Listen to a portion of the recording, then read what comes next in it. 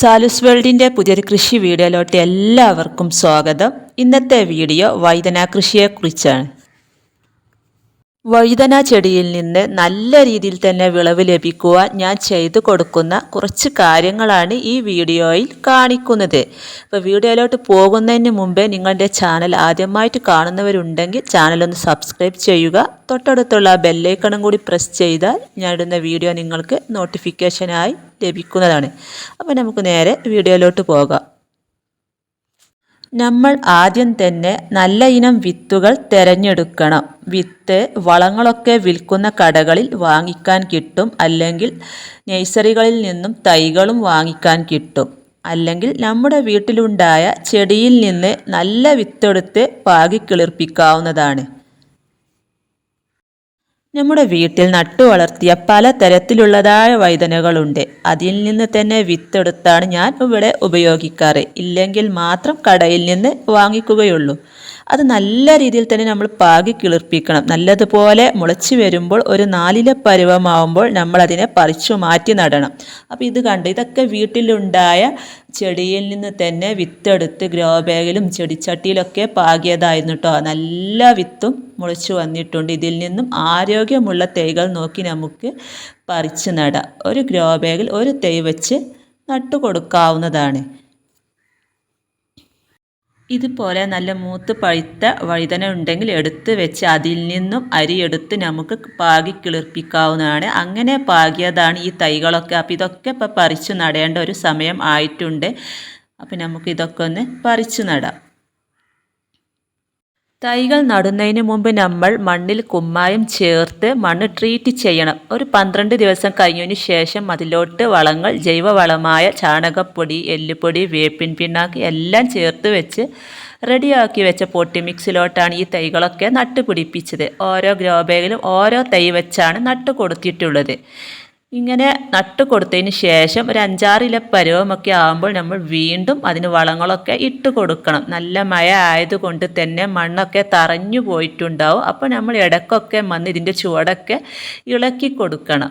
എങ്കിൽ മാത്രമേ നല്ല രീതിയിൽ ഇത് തഴച്ച് വളർന്നു വരികയുള്ളൂ. അപ്പോൾ ഇത് കണ്ടോ, നമ്മൾ നട്ടു കൊടുത്ത ചെടികളൊക്കെ ഇപ്പോൾ ഈ ഒരു പരുവം ആയിട്ടുണ്ട് കേട്ടോ. അതുപോലെ തന്നെ ഒരു 5-6 ഇല പരുവമാകുമ്പോൾ തന്നെ ഞാൻ ഇതിൻ്റെ ഒരു തലഭാഗം നുള്ളി കൊടുക്കാറുണ്ട്. അങ്ങനെ നുള്ളി കൊടുത്ത് കഴിഞ്ഞാൽ അതിൽ നിന്നും പുതിയ പുതിയ ശിഖരങ്ങളൊക്കെ വന്ന് അതിലൊക്കെ നിറയെ പൂക്കളും കായ്കളൊക്കെ ഉണ്ടാവാറുണ്ട്. അപ്പോൾ നമ്മുടെ ചെടി അധികം പൊക്കം വെക്കാതെ തന്നെ നല്ല കരുത്തോടെ വളർന്നു വരും. അങ്ങനെ ഞാൻ കമ്പ് തലഭാഗം ഇങ്ങനെ നുള്ളിക്കൊടുത്ത് ചെടികളാണ് ഇതൊക്കെ. അപ്പോൾ നിങ്ങൾക്ക് കാണാനായിട്ട് സാധിക്കും, ഒരുപാട് ശിഖരങ്ങളൊക്കെ ഇതിൽ വന്നിട്ടുണ്ട്. അപ്പം നല്ല കരുത്തോടെ ചെടി വളർന്നു വരികയും ചെയ്യും. അതുപോലെ പൂവൊക്കെ പിടിക്കുന്നതിന് മുമ്പ് നമ്മൾ ഒരു 3 പ്രാവശ്യമെങ്കിലും മണ്ണൊക്കെ ഇളക്കി എന്തെങ്കിലും നിങ്ങളുടെ കയ്യിലുള്ള ജൈവവളങ്ങൾ ഇട്ട് കൊടുത്താൽ നല്ല രീതിയിൽ തന്നെ അതിൽ പൂക്കളും കായൊക്കെ പിടിക്കുന്നതാണ്. അപ്പോൾ ഇത് കണ്ടു, ഇതിലൊക്കെ നിറയെ കായ്കളൊക്കെ ഉണ്ടായിട്ടുണ്ട് കേട്ടോ. വീണ്ടും പൂക്കളും ഉണ്ടാവുന്നുണ്ട്.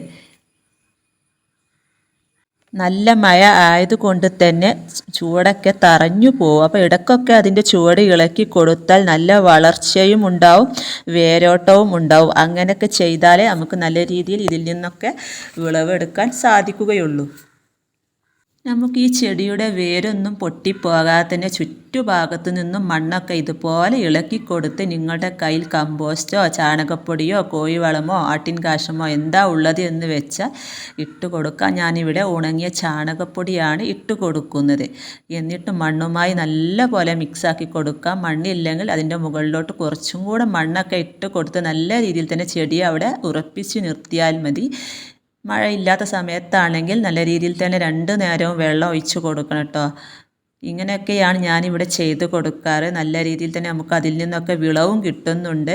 അപ്പോൾ ഇത് കണ്ടോ, വഴുതന ചെടിയിൽ കീടങ്ങളുടെ ശല്യം കൂടുതലായി കാണാറുണ്ട്. അപ്പോൾ നമ്മുടെ ശ്രദ്ധയാണ് വേണ്ടത്.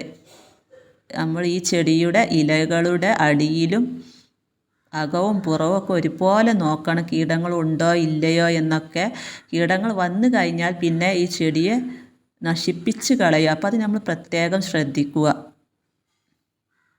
ആമവണ്ട് പോലുള്ള പ്രാണികളൊക്കെ വന്നു കഴിഞ്ഞാൽ നമ്മുടെ ചെടി ആകെ നശിച്ചു പോവും. വളരെ ശ്രദ്ധയും പരിചരണവും ഉണ്ടായാൽ മാത്രമേ നമുക്ക് വഴുതന കിട്ടത്തുള്ളൂ. അപ്പം മഴ ഇല്ലാത്തപ്പോൾ വെള്ളമൊക്കെ ഒഴിച്ച് കൊടുക്കുക. അതിൻ്റെ ഇലയുടെ അകവും പുറവും ഒക്കെ ശ്രദ്ധിച്ച് നോക്കുക കീടങ്ങൾ ഉണ്ടോ എന്ന്. ചെടിയുടെ ചുവട്ടിൽ കളകളൊക്കെ വരാതെ പ്രത്യേകം ശ്രദ്ധിക്കുക. ഇതൊക്കെ അങ്ങനെ നട്ട നമ്മുടെ ചെടികളാണ് കേട്ടോ. അപ്പോൾ ഇത് കണ്ടോ, ഇതൊക്കെ ഓരോ വിളവെടുപ്പ് കഴിയുമ്പോഴും ഞാൻ പ്രൂൺ ചെയ്ത് കൊടുക്കാറുണ്ട്. അങ്ങനെ പ്രൂൺ ചെയ്താലുള്ളൊരു ഗുണം, ഇതിൻ്റെ ചുറ്റുഭാഗത്തിൽ നിന്നും പുതിയ പുതിയ ശിഖരങ്ങൾ വന്ന് അതിലൊക്കെ നിറയെ പൂക്കളും കായ്കളും ഒക്കെ ഉണ്ടാവും. അപ്പോൾ ഇത് നിങ്ങൾക്ക് കാണാനായിട്ട് പറ്റും. ഞാൻ പ്രൂൺ ചെയ്തതിന് ചുവട്ടിലായിട്ടാണ് ഈ കമ്പുകളൊക്കെ വന്നിട്ടുള്ളത്. അധികം പൊക്കൊന്നും വെച്ച് പോയിട്ടില്ല. അതിലൊക്കെ നിറയെ കായ്കൾ ഉണ്ടായിട്ടുണ്ട് കേട്ടോ. ഇഷ്ടം പോലെ നമുക്കിതിൽ നിന്ന് വിളവും കിട്ടുന്നുണ്ട്. നല്ല രീതിയിൽ തന്നെ ഇതിൽ നിന്നൊക്കെ വിളവ് കിട്ടുന്നുണ്ട് കേട്ടോ. നമ്മുടെ വീട്ടിലേക്ക് ആവശ്യമുള്ള പച്ചക്കറികളൊക്കെ ഞാനിവിടെ ടെറസിൽ ഗ്രോ ബാഗിലാണ് നട്ട് പിടിപ്പിച്ചിട്ടുള്ളത്. 3-4 ഗ്രോ ബാഗിലായിട്ട് വഴുതന, അതുപോലെ തക്കാളി, മുളക്, വെണ്ട, ഇതൊക്കെയാണ് ഞാനിവിടെ നട്ട് കൊടുത്തിട്ടുള്ളത്. നമ്മുടെ ശ്രദ്ധ ഉണ്ടായാൽ മാത്രം മതി. എങ്കിൽ മാത്രമേ നമുക്കതിൽ നിന്ന് നല്ല രീതിയിൽ വിളവ് കിട്ടുകയുള്ളൂ. പിന്നെ ഞാനിവിടെ ആഴ്ചയിൽ ഒരു ദിവസം എന്തെങ്കിലും ജൈവ സ്ലറി ഒഴിച്ച് കൊടുക്കാറുണ്ട്. കൂടുതലും ഞാൻ ഒഴിച്ച് കൊടുക്കാറ് കടലപ്പിണ്ണാക്ക് പുളിപ്പിച്ച ജൈവ സ്ലറിയാണ്. കടലപ്പിണ്ണാക്ക് കഞ്ഞിവെള്ളത്തിലിട്ട് പുളിപ്പിച്ചതിന് ശേഷം ഒരു 5-6 ദിവസം കഴിഞ്ഞ് അതിലോട്ട് ഇരട്ടി വെള്ളം ചേർത്ത് നേർപ്പിച്ചതിന് ശേഷം എല്ലാ ചെടികൾക്കും, വഴുതനക്ക് മാത്രമല്ല വെണ്ടയ്ക്കും മുളകിനും തക്കാളിക്കും എല്ലാ പച്ചക്കറികൾക്കും ഒരുപോലെ കൊടുക്കുന്ന ഒരു വളമാണ് കടലപ്പിണ്ണാക്ക് പുളിപ്പിച്ച ജൈവ സ്ലറി. നല്ല രീതിയിൽ തന്നെ ഒരു നല്ല റിസൾട്ടാണ് കേട്ടോ നമുക്ക് കിട്ടുന്നത്. അപ്പോൾ എല്ലാവരും ഇതൊക്കെ ഒന്ന് ട്രൈ ചെയ്ത് നോക്കുക. ഇഷ്ടം പോലെ കായ്കൾ ഉണ്ടാവുകയും ചെയ്യും. അതുപോലെ തന്നെ കാറ്റത്തും മഴയത്തൊക്കെ ഒടിഞ്ഞു വീഴാതിരിക്കാൻ വേണ്ടിയിട്ട് നമ്മൾ കമ്പൊക്കെ വെച്ച് കുത്തി കൊടുക്കണം. എന്നാൽ അത് കാറ്റത്തും മഴയത്തൊന്നും ഒടിഞ്ഞു വീഴില്ല. പിന്നെ കീടങ്ങളുടെ ശല്യം കൂടുതൽ കാണുകയാണെങ്കിൽ വേപ്പെണ്ണ വെളുത്തുള്ളി മിശ്രിതമൊക്കെ ഇതുപോലെ സ്പ്രേ ചെയ്ത് കൊടുക്കുക. അല്ലെങ്കിൽ ബിവേറിയ എന്ന് പറയുന്ന ജൈവ കീടനാശിനിയുണ്ട്. അതൊരു 5 ml എടുത്ത് 1 ലിറ്റർ വെള്ളത്തിൽ കലക്കി സ്പ്രേ ചെയ്ത് കൊടുത്താൽ ഒരു പരിധി വരെ കീടങ്ങളുടെ ശല്യം മാറിക്കിട്ടും. അപ്പോൾ ഇതിലൊന്നും പ്രത്യേകിച്ച് കീടങ്ങളുടെ ശല്യം ഒന്നും ഇല്ല കേട്ടോ. അപ്പം എന്നാലും കീടങ്ങൾ വരാനൊന്നും കാത്തിരിക്കാതെ അതിൻ്റെ മുമ്പ് തന്നെ നമ്മൾ ഇതിൻ്റെ ഇലകളുടെ അടിയിലും മുകളിലൊക്കെ നല്ല രീതിയിൽ തന്നെ സ്പ്രേ ചെയ്ത് കൊടുക്കുക. ഒന്നുകിൽ വേപ്പെണ്ണ വെളുത്തുള്ളി മിശ്രിത അല്ലെങ്കിൽ ബിവേറിയ, ഇത് രണ്ടും മാറി മാറി തളിച്ച് കൊടുക്കുകയാണെങ്കിൽ നമുക്ക് കീടങ്ങളുടെ ശല്യം ഒരു പരിധി വരെ മാറിക്കിട്ടും.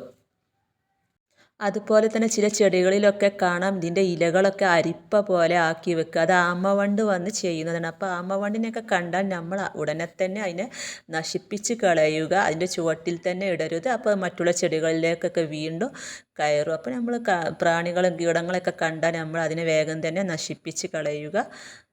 പിന്നെ ഞാൻ ചെയ്ത് കൊടുക്കാറുള്ളത്, അത് ഈ ചെടിയുടെ തലഭാഗമൊക്കെ ഇങ്ങനെ വാടി നിൽക്കുന്നൊരവസ്ഥ വരാറുണ്ട്. അപ്പോൾ നമ്മൾ എന്താ ചെയ്യേണ്ടതെന്ന് വെച്ചാൽ ആ ഭാഗം നമ്മൾ കട്ട് ചെയ്ത് കൊടുക്കുക. കട്ട് ചെയ്ത് കൊടുത്താൽ വീണ്ടും അതിൻ്റെ ചുവട്ടിൽ നിന്ന് പുതിയ തളിർപ്പുകളൊക്കെ വന്നോളും. അത് തണ്ടുതുരുപ്പൻ പുഴുവിൻ്റെ ശല്യമാണ്. അതിനാണ് നമ്മൾ മണ്ണിൽ പോട്ടി മിക്സൊക്കെ റെഡിയാക്കുമ്പോൾ വേപ്പിൻ പിണ്ണാക്ക് ചേർക്കുന്നത്. തണ്ടുതുരുപ്പൻ, ഇമാവിരകൾ എന്നിവയുടെയൊക്കെ ശല്യം ഇല്ലാതിരിക്കാൻ വേണ്ടിയിട്ടാണ്. അപ്പോൾ ഇതിലൊക്കെ അത്യാവശ്യം വിളവെടുക്കാൻ പാകമായ വഴുതനങ്ങയുണ്ട് കേട്ടോ. അപ്പോൾ അതൊക്കെ ഒന്ന് വിളവെടുക്കുകയാണ്. മഴ ആയതുകൊണ്ട് തന്നെ നമുക്ക് ടെറസിലോട്ടൊന്നും കയറാൻ പറ്റിയിട്ടില്ല. അപ്പോൾ അതിൽ നിന്നൊക്കെ അത്യാവശ്യം പാകമായതൊക്കെ വിളവെടുക്കുകയാണ്. നമ്മുടെ ചെടിയുടെ അടുത്ത് നമ്മൾ ഇടയ്ക്കിടയ്ക്കൊക്കെ വന്ന് നോക്കി കീടങ്ങളുണ്ടോ ഇല്ലയോ എന്നൊക്കെ ശ്രദ്ധിക്കുക. അങ്ങനെയൊക്കെ നോക്കിയാൽ മാത്രമേ നമുക്ക് അതിൽ നിന്ന് നമ്മുടെ വീട്ടിലേക്ക് ആവശ്യമുള്ളതായ പച്ചക്കറികളൊക്കെ കിട്ടുകയുള്ളൂ. അപ്പോൾ ഇത്രയുമാണ് ഞാൻ ഇന്ന് വിളവെടുത്തിട്ടോ. ഇനിയുമുണ്ട്. അപ്പോൾ നമുക്ക് ഇന്നത്തെ ആവശ്യത്തിനുള്ളത് ഇത് മതി. ഇത്രയും കാര്യങ്ങളൊക്കെ ശ്രദ്ധിച്ചു കഴിഞ്ഞാൽ നിങ്ങൾക്കും ഇതിൽ നിന്ന് ഇഷ്ടംപോലെ വിളവെടുക്കാം. അപ്പോൾ എല്ലാവരും കൃഷി ചെയ്യുക. നമ്മുടെ വീട്ടിലേക്ക് വേണ്ട പച്ചക്കറികൾ നമുക്ക് നമ്മുടെ ചെറിയൊരു അടുക്കളത്തോട്ടമൊക്കെ ഉണ്ടെങ്കിൽ അവിടെ തന്നെ ഉണ്ടാക്കി എല്ലാവർക്കും വിഷമില്ലാത്ത പച്ചക്കറി കഴിക്കുകയും ചെയ്യാം. അപ്പോൾ ഇന്നത്തെ വീഡിയോ ഇഷ്ടമായ ലൈക്ക് ചെയ്യാനും ഷെയർ ചെയ്യാനും കമൻറ്റ് ചെയ്യാനും മറക്കരുത്. അടുത്ത പുതിയൊരു വീഡിയോ ആയിട്ട് വരുന്നത് വരെ വീണ്ടും കാണാം.